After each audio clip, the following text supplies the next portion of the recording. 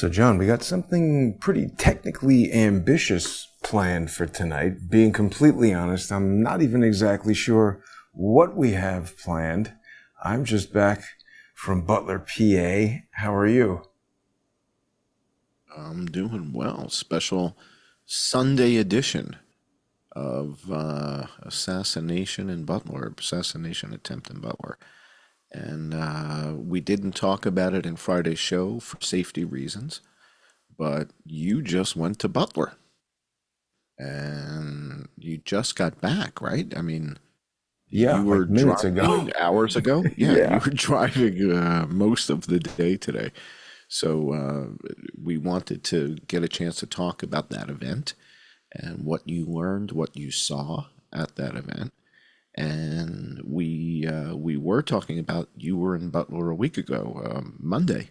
You were in Butler, and you posted some material that I don't know that the people who subscribe to my channel have seen. If they're not following you over Crowdsource the Truth, what are you up to? Crowdsource the Truth 17, 18, Oh, 26, that 40, 11 on 41, YouTube. I 11, think at this 11. point, the best thing to do is just follow on 11's a lucky X or number, on Odyssey.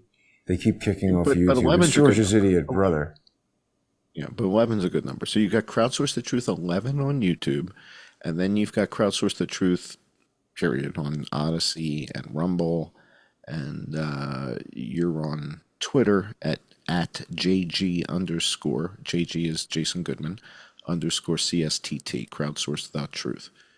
And you've been posting some pretty wild stuff from the venue. And I think it's important. I mean, why don't you share with people, what kind of blew your mind over the last 24 to 48 hours? Well, I was I have to say, slightly disappointed. This didn't go exactly as planned. I should have anticipated this, but I wasn't allowed in with that microphone.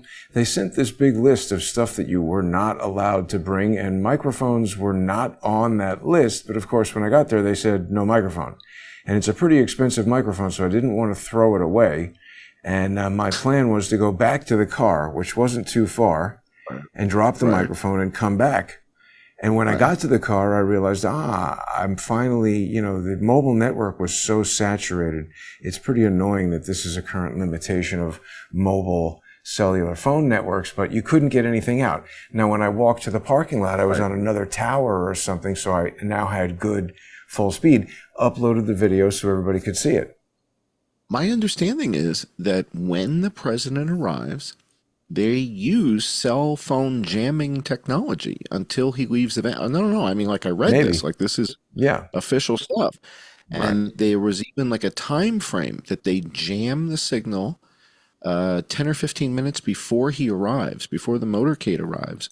And then they stop jamming the signal, I think, 10 minutes after he leaves. So it was like very specific, like part of the protocol. But you just showed us, I love this image. But before you talk about this, you just showed an image of you with Cory Mills. And Yeah. last week, I think, I mean, we've done a couple shows in the last week. So last week at some point, you talked about Cory Mills, Eli Crane, Hmm. these guys that have kind of formed this impromptu team with, Well, task I guess, force. a They task have. force with Andy Biggs and Chip Roy to look into this thing further. And in a previous show, you had expressed some concern as to whether these guys were, legitimately after the answers. And then you spoke to Cory Mills, Yeah. and I don't know if the audience has had the benefit of hearing about that conversation with Cory Mills, let alone you bumped into him at the venue. So can you catch everybody up? Because assume that this audience has not yet heard about that call that you had with Cory. Yeah. Because I guess a week ago you said, I'm, not real sure Well, these. yeah, because So my confidence was shaken at one point because I had shared certain information. I mean, look, we were in communication like this. I see him at events and he's aware of who I am. I see him when I'm in Congress. I mean, he's sort of like peripherally, I mean, he knows me more now that we had this big conversation. But prior to this dust up, like, there was some communication going on, but I obviously presumed he was more in tune with what I was sending him than what he was, because certain things I've sent him, he just hasn't seen. And he says to me, look, I get it. There's a million people sending him stuff. He doesn't see everything. So and he had some personal tragedy, right, or something like that. He has some personal stuff in his life that I won't go into. But on this one, the reason I had gotten angry was because he had spoken to me about being an expert witness regarding certain types of evidence there, and had asked if I could be in Washington D.C. on August 28th, and I said yes.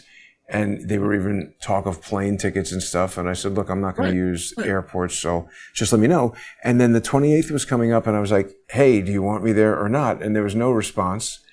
And this is where he had this personal issue, which makes it a lot more understandable. There's much more important things going on in people's lives than whatever happens with me or this committee. But then you called him, right? You called him? Well, what happened was I just sort of said, forget it. I don't care about this committee. I don't care about Congress. They're not going to do anything. And I got started with the whole, the right to know lawsuit, which, by the way, I don't know if people are really paying attention to that, but I've been putting a lot more stuff on crowdsourcethetruth.org. You can upload videos directly from your phone. Of course, the trolls have been trying to overload this so that legitimate people can't do anything with it. And then I actually the way you start a right to know lawsuit, and this is not legal advice because I'm not a lawyer, but it's different in every state. Right to know law, that's Pennsylvania.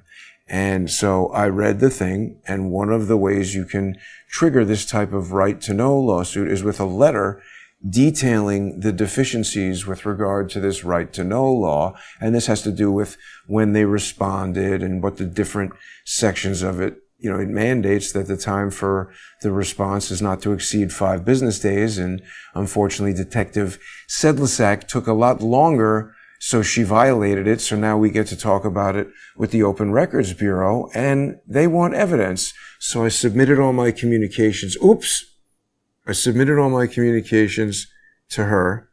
See, damn it. We are not even allowed to talk about facts and things that are in court. People have to join us on the sponsor exclusive to see that. But let's go back to Cory Mills. So you end up, at some point, you connected with him, and you end up speaking to him on the phone. And you guys... So hang on, because I sent him all this unredacted stuff. That picture of the dead guy is from unredacted documents from the Beaver County ESU that they sent me, and they're calling that a facial recognition photo. I go into how the National Institute of Standards and Technology defines a facial recognition photo and what makes it suitable. And these police officers should know that that was an absolutely useless sample to send. It's not a facial recognition photo. It's a photo for some different purpose, or at least that's what I'm alleging, and using this as evidence to tell the Open Records Bureau. And then this is the unredacted report that we've spoken about and done shows about. Right. And I was like, hey, how the hell are these guys not talking about the most important non-ballistic evidence in the case? And now we've got Tom Fitton coming out of the woodwork telling people, oh, we discovered these photographs, and, he's kind of like blowing smoke, it seems. I don't know if people realize that Judicial Watch has raised over $175 million. And they're now telling people that they discovered these photos. We don't have HEIC photos from Greg Nichols' phone. We don't know if these were taken July 13th, July 12th, July 11th. I'd like to see the HEIC. Tom is just rehashing old stuff. So I got angry and posted really what was, I jumped to a conclusion, a rude tweet. And I forget exactly what it was. Oh, we said something about Andoril and grenades and whatever. And he got super pissed off, rightly so. He's like, hey, you're accusing me of stuff that isn't true and you have no basis for it. And he texted me some pretty angry stuff, justifiably. And I was like ready to fire back the angry text. And I was like, well, now wait a minute. Let's think back all these more than 50 years. And let's think back to, divorces and broken relationships and how you act and how the person reacts. And I was like, let me think about this a second. And I said, well, look, this is not a personal relationship. I want something from this person and he wants something from me. So even if we hate each other, let me just try and restore this I just want him to have this information. So I said, let me call him. And amazingly, it worked. And he showed, in my view, tremendous character. First of all, by the fact that he would even receive the phone call. Who the hell am I? This guy's in Congress flying around insulin for people who are drowning in the flood, going to Afghanistan, Israel, rescuing people. He's busy doing some pretty crazy stuff. And here I am, a pain in the ass. So the fact that he cared about this at all and would talk to me about it for as long as he did to unwind it, by the end of it, we really got to a place where I said, I think we might be more alike than dissimilar, and maybe that's why we're butting heads. And I said, even if we don't personally like each other, Mr. Mills, I would like to help you and your committee. And he said, well, I would like your help. And so we got past all the angry stuff, and I then put out an apology tweet. And I think people who saw me speaking to him there, I have a lot of respect for him, and I'm hopeful that I can be an ally to his committee, and he can be an ally to the truth. And I don't know what will happen in Congress, but it's not under his control. Oh, yeah, sure. Can you play a little? Yeah, play the whole thing. Right to know lawsuit that's underway. I don't know if we've... Mr. Mills, 2 seconds before you go in. You are a brave patriot. You're one of the only people in Congress who's standing up for the truth. I know you got to go inside there, but I'd love to speak to you about the Beaver County District Attorney right to know lawsuit that's underway. I don't know if we've had an opportunity to discuss those details. What do you expect today at the rally? Well, I don't know about the details of that actual case that you're mentioning, but I expect there to be you already see the turnout. People have been lining up since 8 o'clock this morning.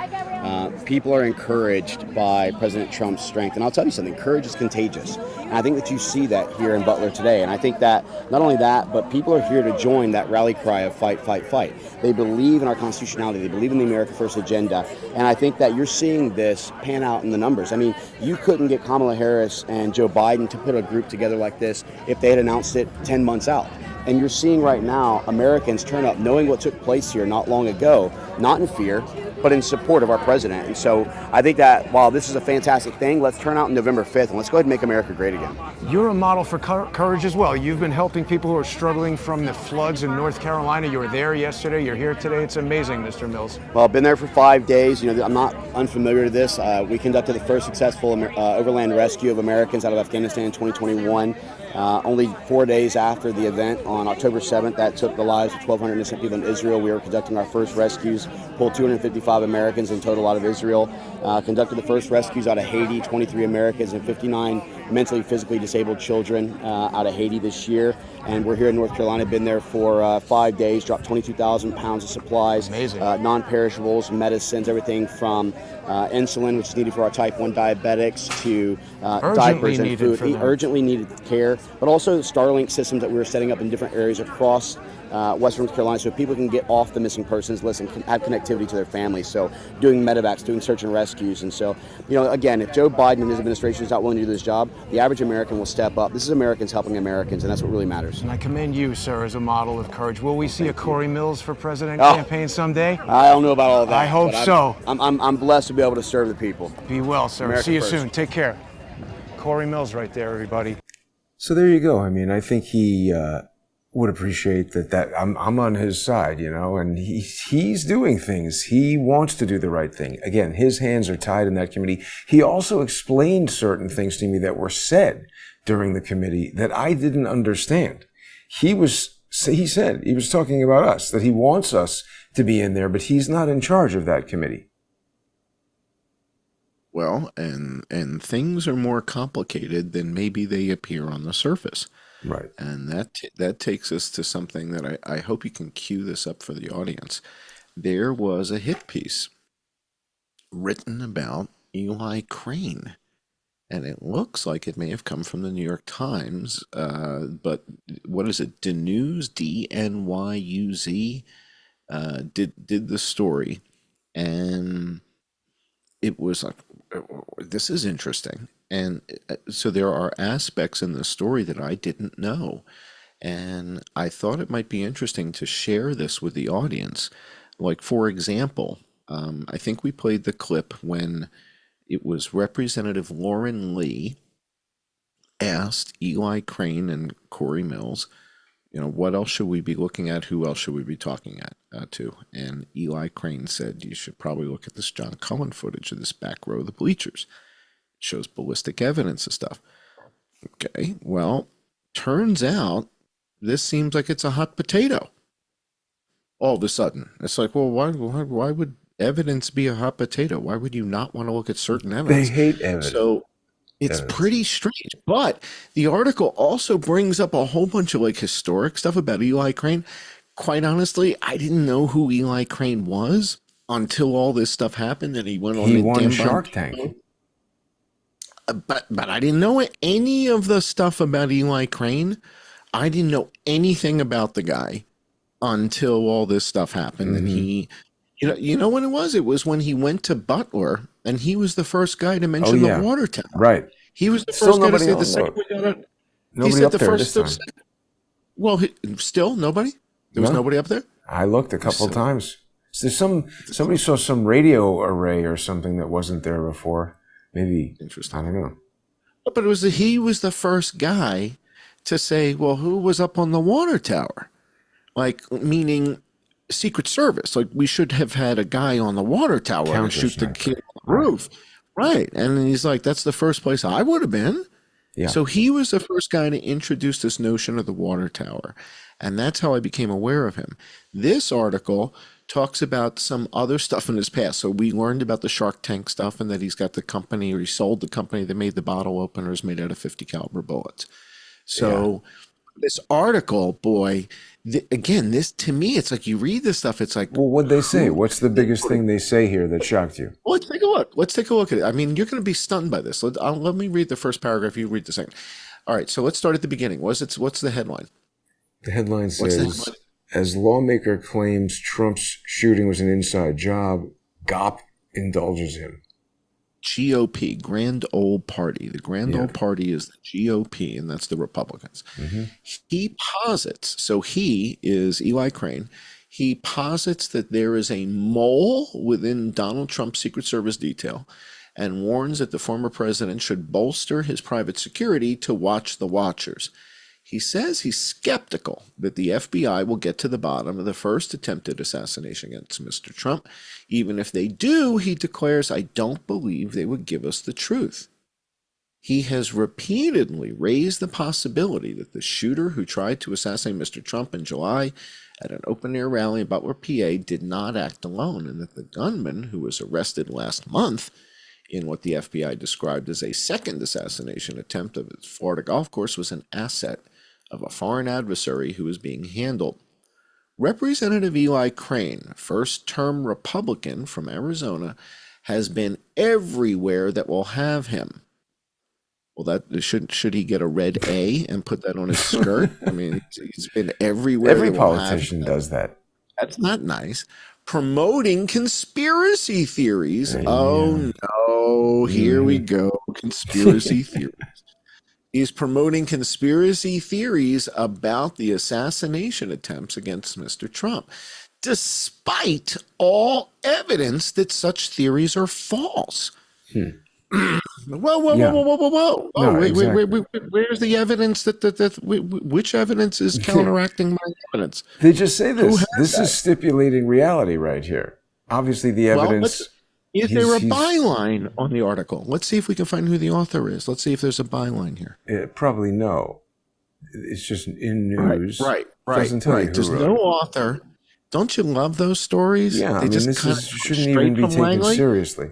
Come straight from Langley. There's no author listed, but there's a bunch of links, and we're going to go to these links in a second. But go back up to where you were, because it gets worse and worse real fast. All right, so they were already accusing of conspiracies, and then they say, but there's no evidence. Yeah. It's like, what? All right, so where were we? As far Representative Eli Crane, first-term Republican, has been everywhere. Despite all the evidence that such theories are false. And, Go ahead. You take it from there. And far from sidelining or attempting to silence him, Republican leaders have given him a prominent platform to air his outlandish claims at the highest levels, lending credence to the conspiracy theories spread by him and others on the far right. I think they're talking about us. Well, and keep going. Now they bring up Cory Mills. Here we go. I'm telling you, dude, It's a mud He was fest. left off a bipartisan House task force investigating the shooting. The Republican leaders of the panel invited him and Representative Cory Mills of Florida, another right-wing lawmaker who has embraced conspiracy theories about the first assassination attempt, to testify at their first public hearing. Mr. Mills is among the Republicans accompanying Mr. Trump to a rally in Butler on Saturday. The GOP continued to embrace, the GOP's continued embrace of their claims underscores once again how deeply misinformation and conspiratorial thinking has captivated the Republican Party's base. It's amazing. Hillary Clinton was just speaking about this. Right. We're going to that next. We're going to that article next. How willing even mainstream members of the party are to indulge it, either for political gain or to avoid political punishment. Mr. Crane. A tattooed yes. former member of There's probably none who aren't, right? And a one-time contender on Shark Tank now is part of a different type of reality show. As a new member of Congress from a rural district in northeastern Arizona, Mr. Crane made a splash on Capitol Hill. Here comes the ad hominem. Last year, as the lone newly elected congressman to vote against Kevin McCarthy for Speaker. Through all 15 rounds, it took him to win the gavel. So he was the lone holdout. He said, I'm not voting for Kevin McCarthy. That's pretty good. Period. And he said, I don't care if you go through 25 times, 35 times, 55 times. I'm not voting for Kevin McCarthy. Like that. Stick to it. He has since established a reputation for extreme language. So now maybe we'll come on the show. And tactics. On the House floor last summer, he referred to Black Americans as colored people. Words that Democrats immediately requested be stricken from the record. He later said he misspoke. Right? So dig up all the ad hominem stuff you possibly can. He should have said he speaks Spanish and he meant to say people of color. And this is really relevant to ballistic evidence about a railing, right? It's like the fact that so the guy who mentioned the ballistic evidence is the same guy who said colored people? Well, then why would you even look at it? Yeah. Okay. So he says he misspoke. A couple months later, Mr. Crane said an upcoming visit to the Capitol by President Zelensky of Ukraine was reason enough for him to cheer for a government shutdown. And he's consistently been part of a core group of hard right House members who've blocked the party's own messaging bills from coming to the fore, meaning he's not supportive of sending lots more money to Ukraine. Right. And Zelensky, and he's like, enough of this already. But in the months since the first assassination attempt, Mr. Crane appears to have landed on his animating issue, airing his Trump assassination conspiracy theories in regular appearances on right-wing podcasts, cable programs, and events live streamed on the video platform Rumble. He has dismissed the work of the bipartisan task force investigating the attempts as a toothless political prop. I don't put it past some of the people in our government to do anything necessary to hold on to power, Mr. Crane told Glenn back in July, discussing the shooting. Meanwhile, Cory Mills was just with Glenn Beck in, I think, Asheville. Yeah. Today. Delivering stuff. Yeah. You know something, So he was just with the guy. Yeah. Do you know what this really makes me think? I need to make some sort of Eli Crane animating this issue. There you go. All right, keep going. I tell you, it just keeps getting worse. They don't stop. Take us through it. All right. When it was revealed that the body of Thomas Crooks, the gunman at the Butler rally, had been released to his family 10 days after the shooting, Mr. Crane hinted that federal law enforcement had disposed of the body in order to obstruct the investigation, a charge the agency quickly denied. One of the most alarming things in the case for a lot of people is the fact that the FBI sent the shooter's body for cremation 10 days after the shooting, he said on one American news network. I know there's a lot of speculation out there as far as is there a cover-up going on. Jonathan Nez, a Democrat and the former president of the Navajo Nation, who is challenging Mr. Crane's reelection bid, said the Republicans' extreme claims have left him vulnerable, even in a red-leaning district. There's a lot of distrust now that he has a record. And this conspiracy theory that he has only adds to the distrust for him, Mr. Nez said in an interview. Can you just jot down Jonathan Nez, and maybe we'll invite him on the show for some equal time and get to hear what he thinks is distrustful.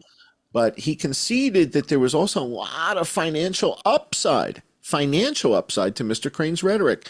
In today's Republican Party, he noted taking wild positions gets national attention that translates into campaign contributions.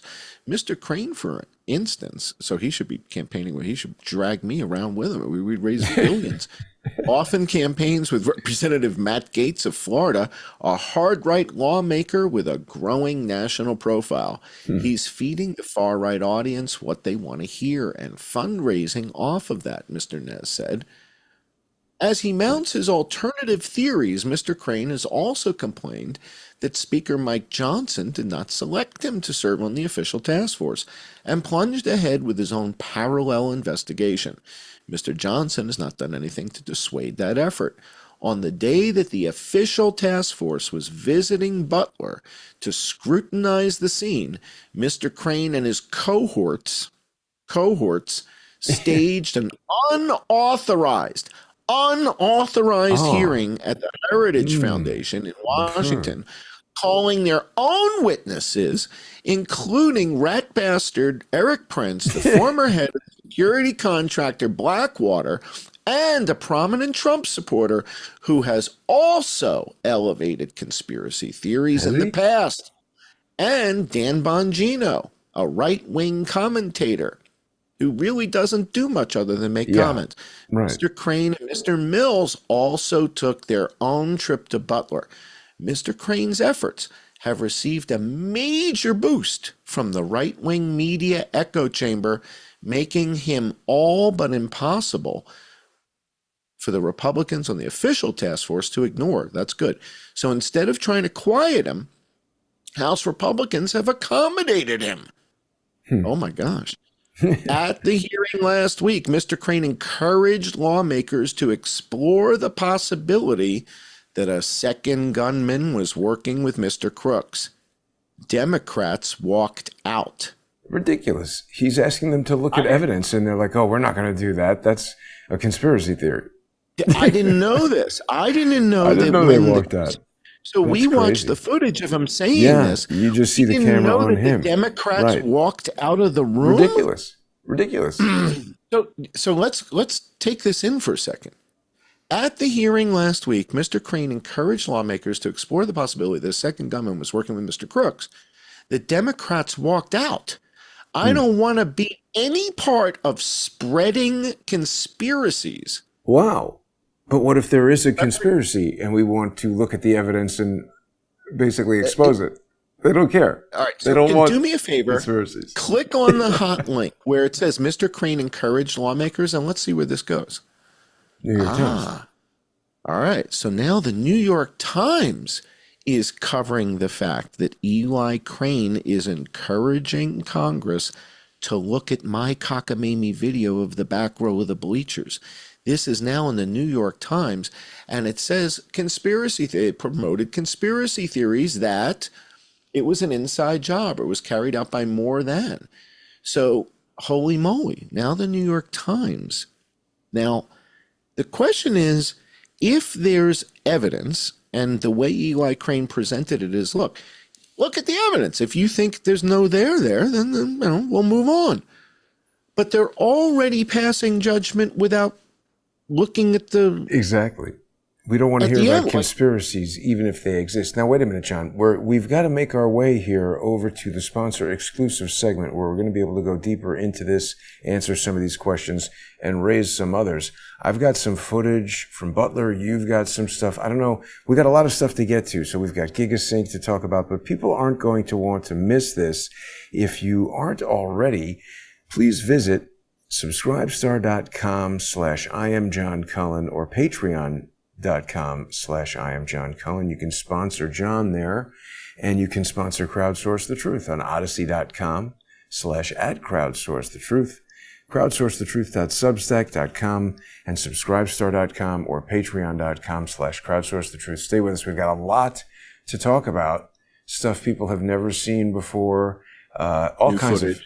Yeah. Yep. Stay with us, everybody. Yep.